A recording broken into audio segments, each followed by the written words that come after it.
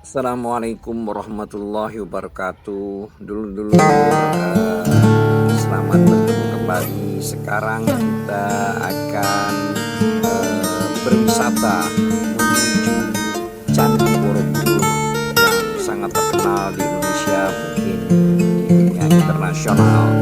Dulur-dulur, kita tadi mulai untuk menuju ke Borobudur ini start dari kota Magelang. Nah, kalau dari kota Magelang, kalau dari alun-alun kota Magelang, maka kita start keluar kota Magelang arah Yogyakarta, tapi tidak jauh dari kota Magelang nanti ada pertigaan Borobudur. Nah, kita langsung belok ke kanan menuju Borobudur. Jadi tidak terus, kalau terus ke Jogja. Dan bisa juga kalau dari Jogja itu lewat Munthilan, tapi kita tidak akan melewati kota Munthilan. Jadi kita dari Magelang ini langsung keluar sedikit dari kota Jogja, nanti ada pertigaan atau persimpangan yang menunjukkan ke Candi Borobudur. Nah, kita langsung menuju ke Borobudur Temple atau Candi Borobudur. Letak Borobudur itu kalau dihitung dari alun-alun pusat kota Magelang, maka lebih kurang hanya sekitar 18 km. Jadi tidak begitu jauh, dan kalau akan tempuh dengan lebih kurang ya setengah jam perjalanan. Nah, kita ikuti kita ya, menelusuri jalan-jalan ya, ini termasuk jalan desa menuju ke Candi Borobudur.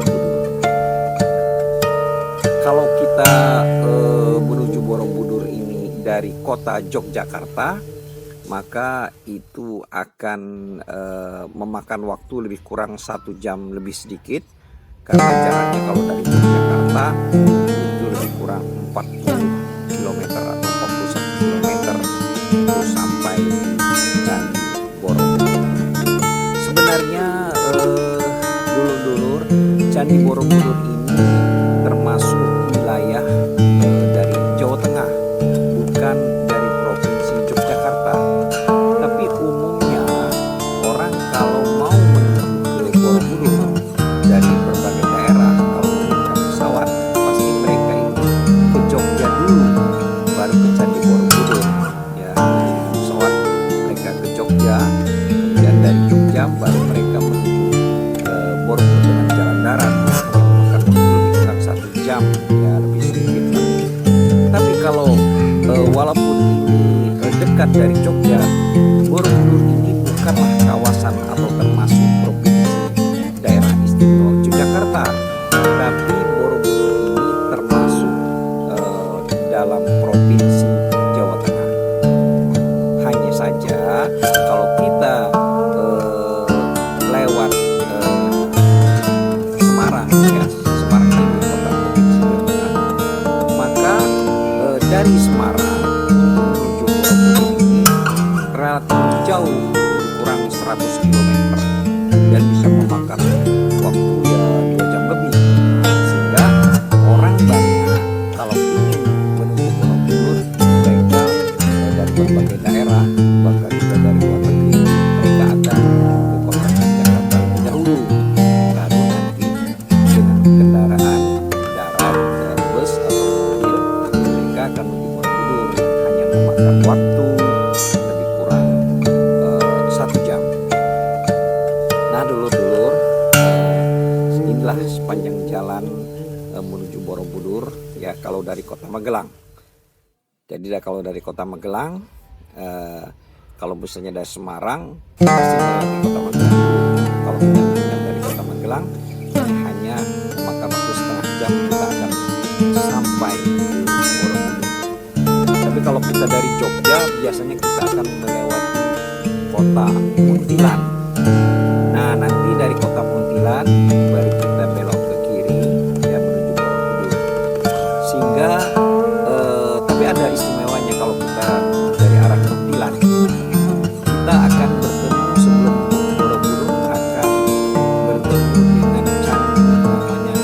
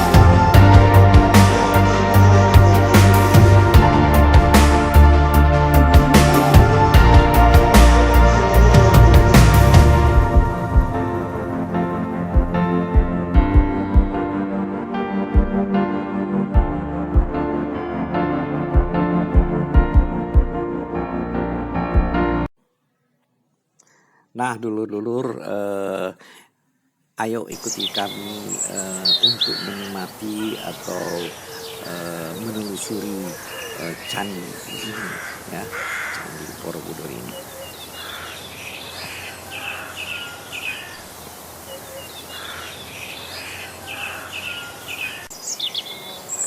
Ceritanya Borobudur ini awalnya dibangun karena di sana banyak penganut agama Buddha, dan juga waktu itu penguasa adalah dari Wangsa Shailendra yang beragama Buddha.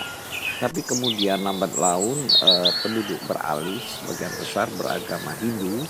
Ya, pada saat itu juga penguasanya juga adalah penguasa Sanjaya yang beragama Hindu, sehingga Borobudur ini jadi agak terbengkalai, ya, tidak begitu diperhatikan oleh para penganut Buddha, karena mungkin penganut Buddhanya makin lama makin sedikit. Sedangkan kemudian di sana juga di sekitarnya banyak juga tempel-tempel atau kuil-kuil yang dibangun oleh penganut agama Hindu, ya, karena kemudian penguasanya, pemerintahan kerajaan sana itu adalah Sanjaya yang adalah penganut agama Hindu.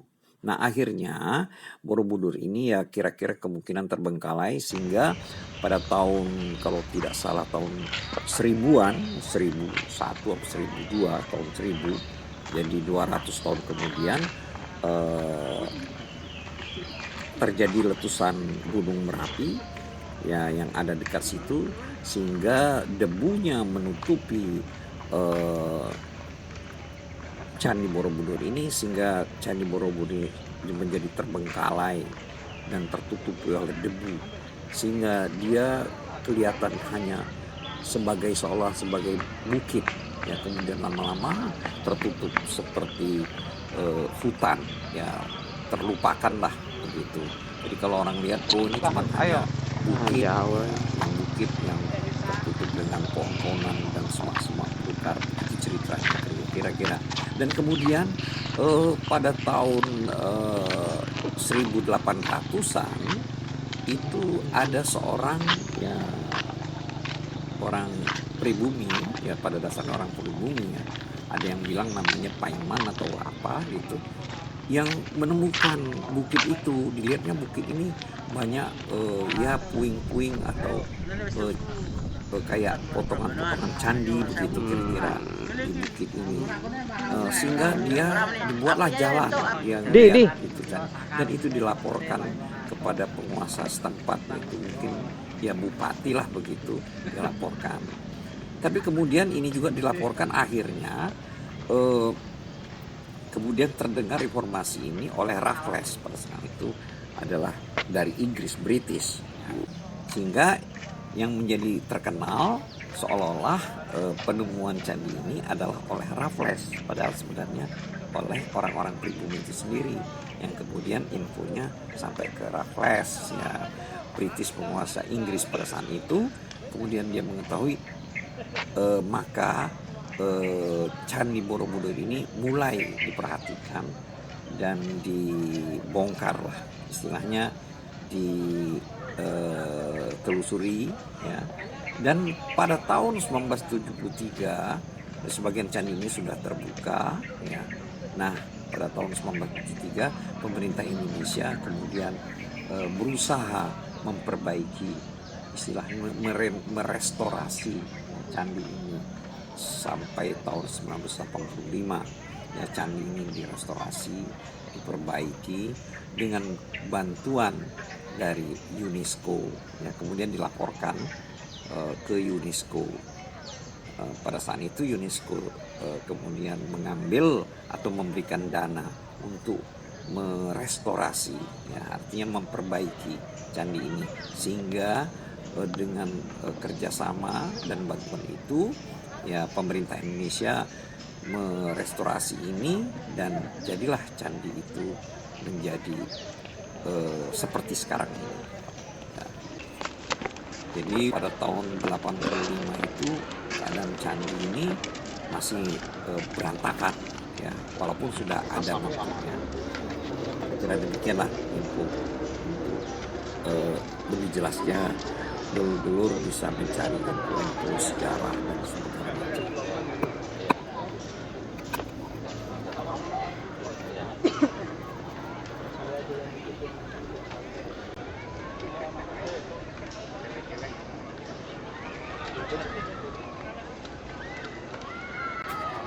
Sebagai info bagi dulur-dulur mengenai Candi Borobudur ini Candi Borobudur ini dibangun lebih kurang pada tahun 700 Masehi dan selesai pada tahun 825 Masehi.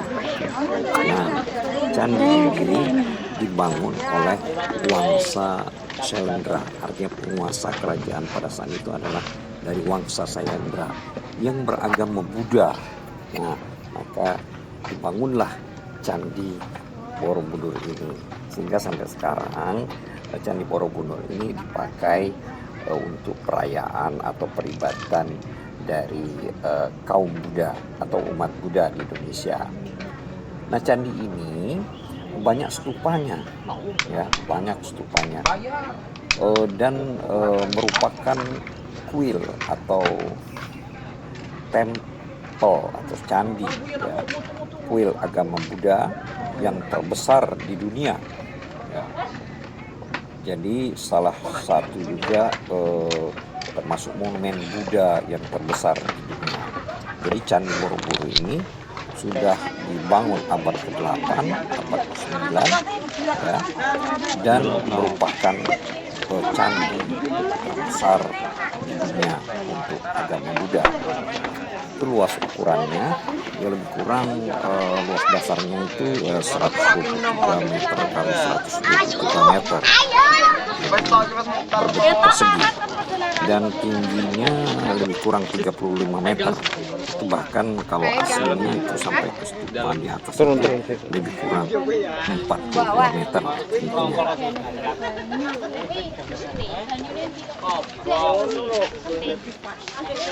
Jadi candi ini sudah diresmikan sebagai situs yang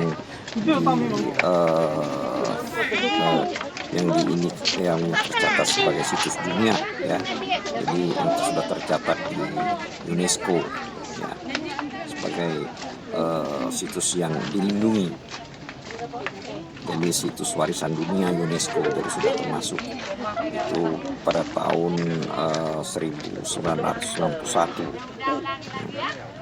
Jadi candi ini bentuknya seperti bujur sangkar ya, dan terdapat 3 pelataran yang melingkar pada dindingnya. Kemudian dihiasi dengan lebih kurang 2.672 panel relief. Jadi berupa relief ya, tidak ada tulisan ya. Jadi relief ini menceritakan mengenai mungkin mengenai ajaran agama Buddha ya, saya kurang begitu paham ya. Dan aslinya itu terdapat 504 patung Buddha atau arca Buddha di candi ini ya. Jadi Borobudur ini memiliki koleksi relief Buddha yang paling lengkap dan terbanyak di dunia ya. Stupa yang utama terbesar terletak di tengah, sekaligus dia memahkotai bangunan ini. Kemudian dikelilingi oleh 3 barisan yang melingkar dari 2 stupa atau patung yang berlubang. Yang di dalamnya terdapat ada arca Buddha yang tengah duduk bersila dengan posisi teratai sempurna. Jadi di sini suka ya pengunjung berusaha mencapai atau menjangkau patung tersebut ya, dari stupa itu ya ke dalam. Kalau bisa menjangkau, nah biasanya mungkin sini tercapai gitulah kira-kira ya. Monumen ini merupakan model alam semesta ya, jadi dibangun sebagai tempat suci dari yang menggunakan Buddha. Jadi semua itu ya tergantung kepercayaan masing-masingnya, dan sekaligus berfungsi tempat ziarah yang dapat menuntun juga beralih alam dari nafsu menuju ke alam semesta. Itu sesuai dengan ajaran Buddha. Jadi para peziarah biasanya memulai ritual dari dasar candi dan berjalan melingkari bangunan searah jarum jam, kemudian terus naik sampai ke unggakan berikutnya sehingga nanti mencapai tempat yang stupa yang tertinggi. Demikian kira-kira informasi mengenai Buddha ini, mengenai Borobudur ini.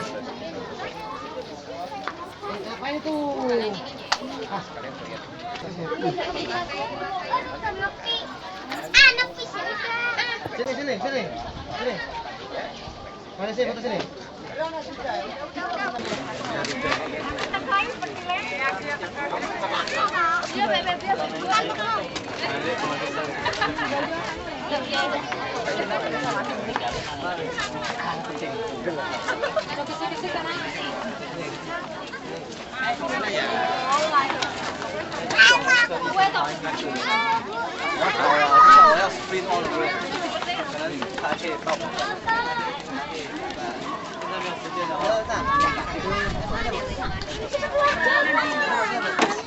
Jalan-jalan yang nanti keluarnya.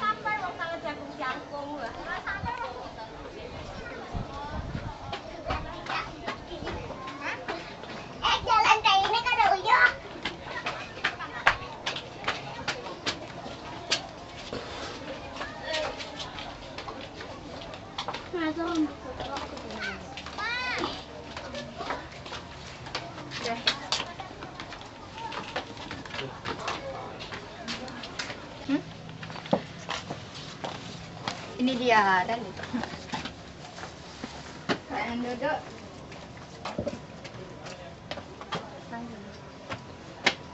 Jalan ke sini.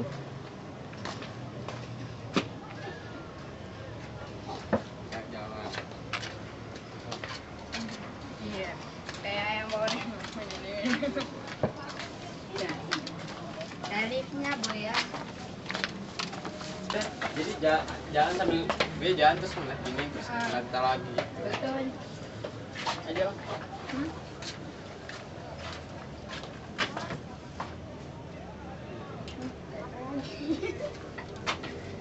Gimana ya caranya?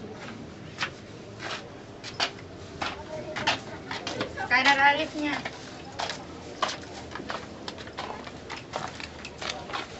No offense. Wah, baterainya udah mau habis. 22 menit. 17 menit. Atau enggak tutup aja, tutup. Tutup aja. Kalau ditutup baterainya nambah.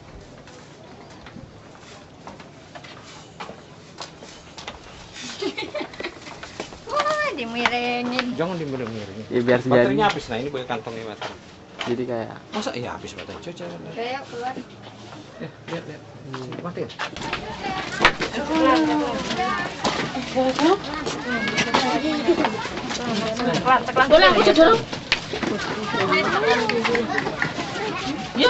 Jujur mau. Jujur kita keluar. Orang kok.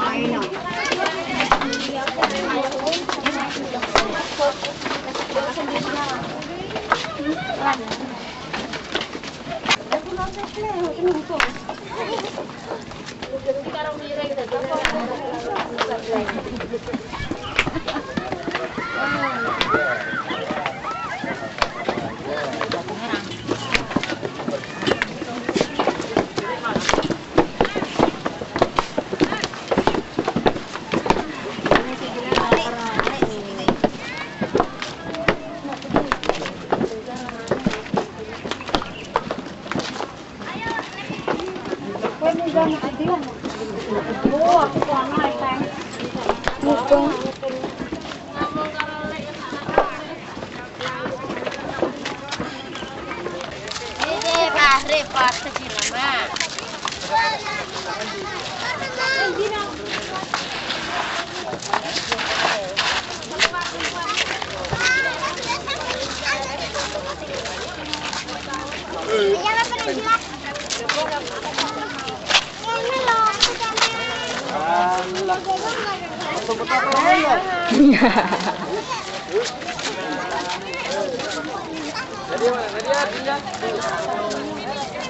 Ngambil foto orang. Dibantu guide.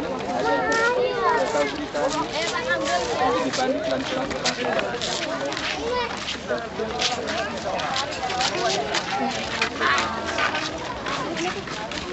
Udah begitu tuh, udah pada nggak kuat tuh udah. Mau pala lagi kemarin.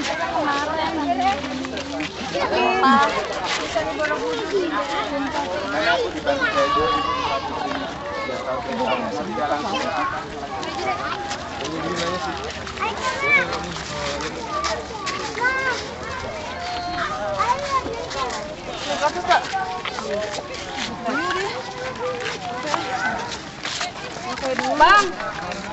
Bang Ahmad. Nggak usah lari-lari Sita. Sita ini. Mana banyak tadi? fotonya bolong. Nggak bisa. Itu tebal itu mana? Jatuh. Tarik jatuh. Ayo.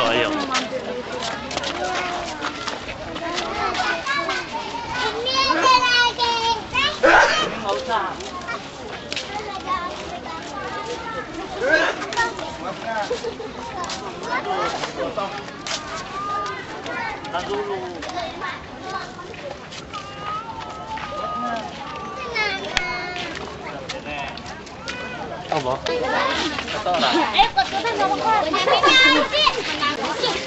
Jangan lari. Pelan-pelan.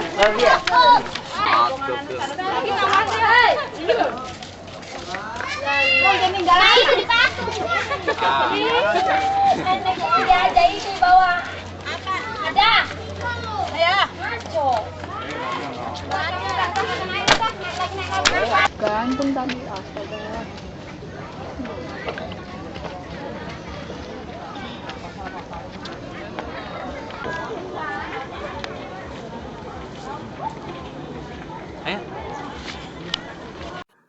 Nah, dulur-dulur, sekian dulu perjumpaan kita. Semoga terhibur dengan traveling kita kali ini. Ya, dan jangan lupa subscribe ya. Wassalamualaikum warahmatullahi wabarakatuh.